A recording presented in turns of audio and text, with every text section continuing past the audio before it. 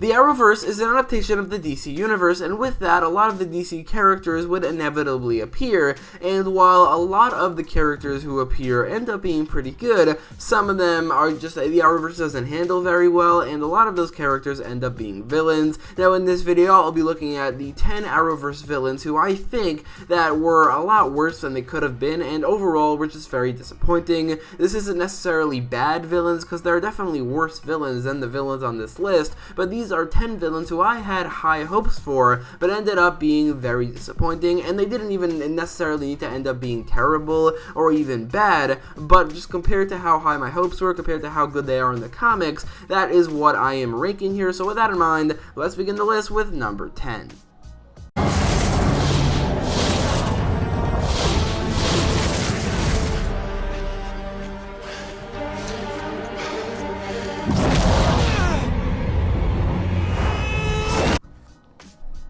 In the comics, a villain named Shade, or also known as Richard Swift, is a villain who is capable of emitting darkness, hence the name Shade. Now, I'll be honest, I'm not really exactly a fan of the comic book character because, honestly, I've never really read him in anything. I've never read any comic books where Shade appeared, but why I was excited to see him on the show is because of his interpretation in Justice League, the animated series from 2001, because he, on that show, was actually a pretty charismatic and interesting villain who had some pretty cool powers. So when he was appearing on The Flash, I was pretty excited, but as it turns out, they just didn't really do anything with the character. Not only did he only appear in one episode, and he was a villain of the week, and not even like the final villain of that episode, Dr. Alchemy and Savitar were. Shade was really just a placeholder for that episode, so that was definitely very disappointing, but he wasn't even the same character. He wasn't really a character at all, and they changed his powers from being able to emit darkness to being a smoke monster or a darkness monster, which just ended up being a lot less interesting, and also it meant that his screen time would be limited because of the CGI. So with all that in mind,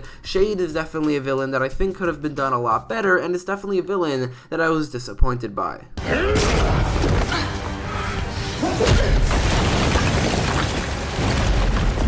Hank Henshaw is dead. I'm Cyborg Superman.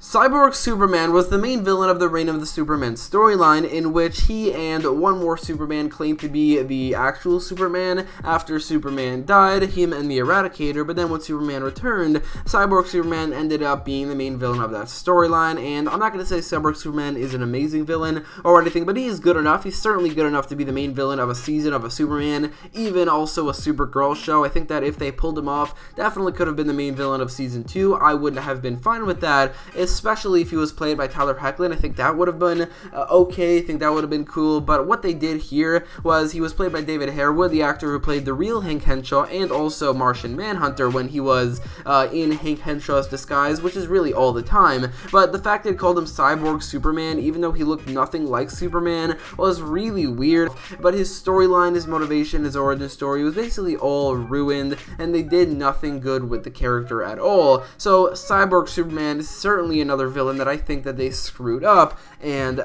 is very disappointing.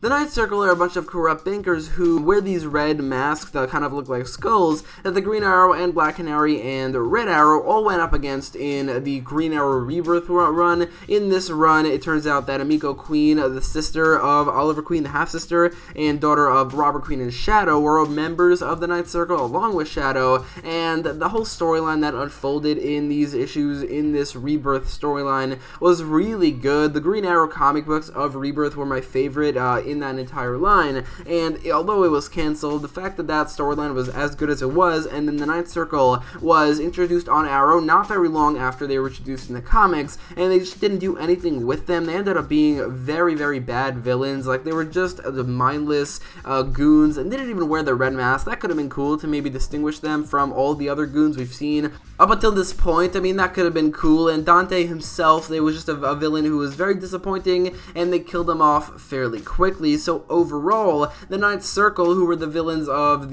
my favorite run in the Rebirth comics, and my favorite Green Arrow run ever, or at least the best ones I've read, the fact that they were done so poorly on Arrow is very disappointing. I'm I'm surprised you haven't figured it out yet.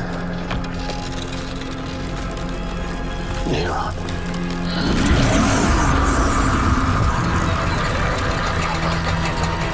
Now, I'll be honest, before he was announced for Legends of Tomorrow Season 4, I never really heard of Neuron, or at least didn't know very much about him, but upon the announcement, I looked him up, and he seemed like he could be a pretty cool villain. The design of the character and his abilities and what he can do and his impact on the universe or on the world, I think that could have been very interesting, but the character we ended up getting was not very interesting at all. The fact that he didn't really have a consistent actor definitely didn't help either, as I really couldn't get attached to the character at all, as he kept on being played by different actors. His motivation and his goals and everything, the way he went about, the way he did, was definitely very generic, not to mention that his abilities were basically a less powerful version of Mullis, and that's really all it was. So overall, Neuron was definitely a very disappointing villain, who I think Legends of Tomorrow Season 4, just basically like everything else in the season, could have done way better and basically screwed up. Back for more. It's as if you've developed an addiction to Vertigo. Werner Zytle, or Werner Vertigo as he used to be known, aka Count Vertigo, is arguably the arch enemy of the Green Arrow, and definitely one of. It's really him and Merlin who are the main villains of the Green Arrow family, but he had a different take used on him in Arrow Season 1. Cecile Adams, or he would later be known as Cecile Adams, it was confirmed that that's his name in Season 5, but he was the Count in Seasons 1 and 2, who was the more Joker-esque version of Count Vertigo, and a character who's a recurring villain for the Green Arrow, and he's also a drug dealer. Definitely very different to the character in the comics, and I liked him. I thought he was a good, different take on the character, but I definitely wanted to see the actual character from the comics, and I definitely wanted to see that character be the main villain of a season, and we did get that character, Werner Zytle himself, aka the Count Vertigo, in Season 3, and he was pretty disappointing.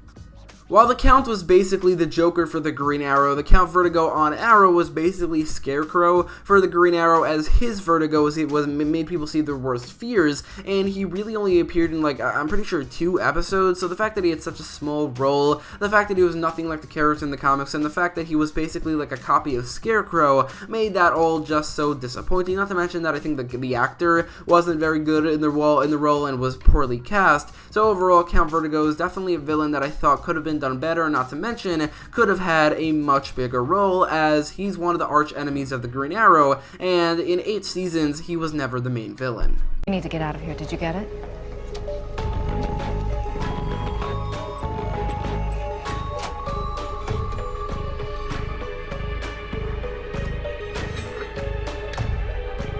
Now, admittedly, the Longbow Hunters are another group of villains who I have never heard of before they were announced for the new season, but when they were announced, I looked them up and they were definitely very interesting. A group of villains led by Ricardo Diaz, filled with Green Arrow's enemies like Count Vertigo, Brick, Killer Moth, who is more of a Batman villain, but he is a part of the team, and a new villain named Red Dart, who all went up against the Green Arrow during the new 52 run, and when it was confirmed that they were going to appear on Arrow Season 7, that was actually pretty exciting. Because while I didn't really love Ricardo Diaz, I thought that the idea of him leading a group of maybe former Green Arrow villains, maybe new ones like Red Dart, would have been really interesting. Seeing Brick on that team, maybe Count Vertigo could return, maybe be better this time, and maybe they can introduce a Killer Moth and Red Dart. That would have been really cool. But what ended up happening is, instead of those characters, they used the 3 characters of Kodiak, who is such a minor character in the comics. He doesn't really have a page on the DC Wiki, but then also Red Dart and a superhero, a very new hero named Silencer, who they used basically as a villain who appeared in just like 3 episodes, I'm pretty sure, but I remember the Longbow Hunters being confirmed as the main villains of Season 7, but as it turns out, not only did they only appear in like 3 or 4 episodes, they never really got a conclusive ending. They just disappeared and never came back, not to mention again that the villains actually on the team, including kind of Ricardo Diaz, except for after in the final episode that he appeared in that season, or as the villain of that season in episode 7, where he was separate from them, the actual villains on that team were not very good. Kodiak, Red Dart, and Silencer, not very good or memorable villains at all, especially for villains who were basically confirmed, and I remember this, to be the main villains of a season. So the Longbow Hunters are certainly villains that I could say are so disappointing, especially in spite of the fact that I never really heard of them before they were announced. You put me on the ground, I'll do the same. That fair enough for you? Yeah. Even more so than the Longbow Hunters, Ricardo Diaz himself is a villain that I think they could have done so much better. Not only is his storyline in Season 6 really weird, and he should have appeared in more episodes being the villain of more episodes, and while his storyline in Season 7, especially at the end, was pretty good, the actual character I think they screwed up. The actor isn't very good, I don't think he was poorly cast, but my main problem with the character is his main thing in the comics is his fighting ability, the fact that he is the best fighter in the whole world, or at least the current time in the whole world. He's a better fighter than Batman and miles better than the Green Arrow, and that's the fact, and that's why he's such a big threat. While on the show, they never really established how good of a fighter he is, not to mention that he's certainly not as good as the Green Arrow, so he never really posed much of a threat. I mean, I remember Wild Dog and Mr. Terrific taking him on. Mr. Terrific doesn't really know how to fight very much. Wild Dog is really much more of a brawler, so the fact that they kind of defeated him was ridiculous, and that was my main problem with the character, not to mention that the actor wasn't very good and his storyline wasn't very good either, but his fighting ability was never established, which is kind of an easy thing to establish,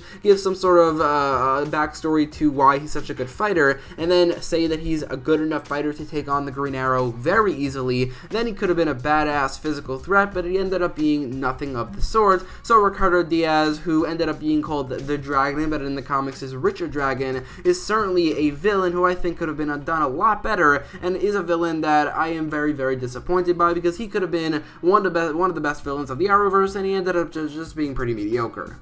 You were looking for Leonard Snart. Why bother? His reign is over. There's a new king in town.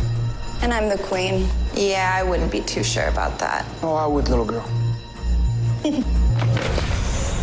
Evan McCullough, or Sam Scudder, aka Mirror Master, is such an interesting villain. Not only is his costume pretty cool, but also what he brings to the table can be so interesting. The mirror world, or the mirror dimension, is such an interesting place that they really could have explored basically an entire season of The Flash. I made a video just a couple days ago about villains in the Arrowverse who I think could have been main villains of seasons based off the characters in the Arrowverse or based off the characters in the comics, and Mirror Master was pretty high on this list, not based off the character in the Arrowverse, but based off the character in the comics, and that really shows how disappointing the character in the Arrowverse is. The character never wore a costume, they never explored the mirror dimension, the actor was not very good, and he only appeared 2 times in 2 episodes. So Mirror Master as a whole was certainly a villain that I was very disappointed by, and he was really the only member of the rogues, like the core rogues, like Captain Cold, Heatwave, Weather Wizard, Captain Boomerang even, and Golden Glider. And then there's Mirror Master, the only villain of that rogues who was not done well, or even a little bit well, in the Arrowverse and on The Flash. So Mirror Master is certainly a villain that was very disappointing. You don't learn, do you? That's mine. Come and get it.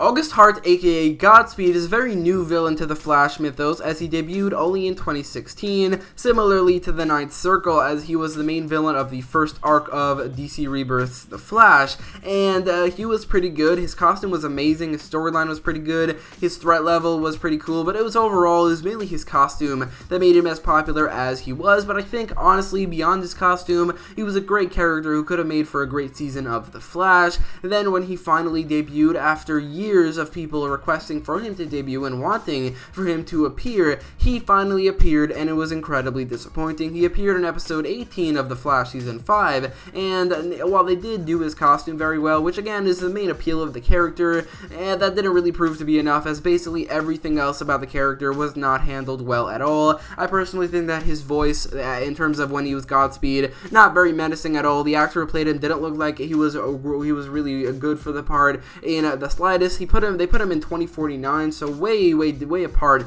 from Barry Allen. I mean, that was a time where Barry Allen was gone for 25 years, and they made him a one-off villain, and the first villain that XS ever went up against. XS, nowhere near one of the fastest villains on the Flash, and this was the first speedster she ever took out, the first villain she ever took out, and while she was being helped by the Reverse Flash, this does definitely undermine Godspeed as a threat, and overall, this whole entire episode undermined Godspeed as a character. So Godspeed is certainly one of the most disappointing villains in the Arrowverse, but I think there's one villain in the Arrowverse who is by far, and it's not even close, the most disappointing.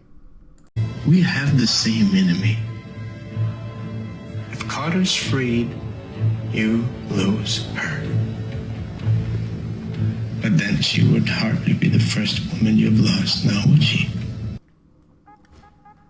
The Arrowverse has adapted a lot of iconic DC villains, and while Vandal Savage is definitely not the most iconic villain they've ever adapted, I mean, that would be obviously Lex Luthor. He's definitely up there, as Vandal Savage is, I think, one of the best villains in the DC universe. Now, honestly, I've never really seen him, or at least not very much in comic books, but he's adapted quite a lot for DC animated media, like in Justice League, where he was the main villain for an arc, and also for a couple episodes after that, in Justice League Doom, where he was the main villain, and in Young Justice, where he was the main villain of basically the entire show, and still is. But for some reason, in basically every single adaptation of the character, he is such a great villain, except for one, and that is in the Arrowverse.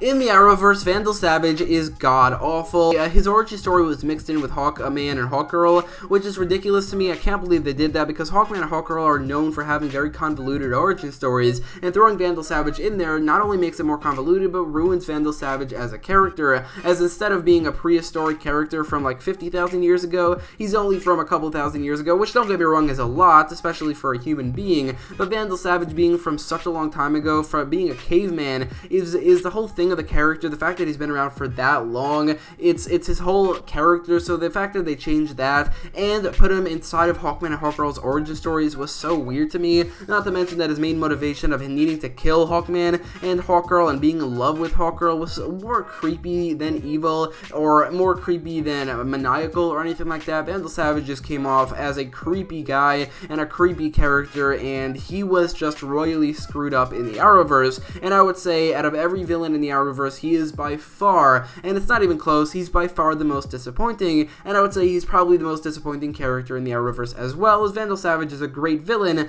but in the Arrowverse he sucked.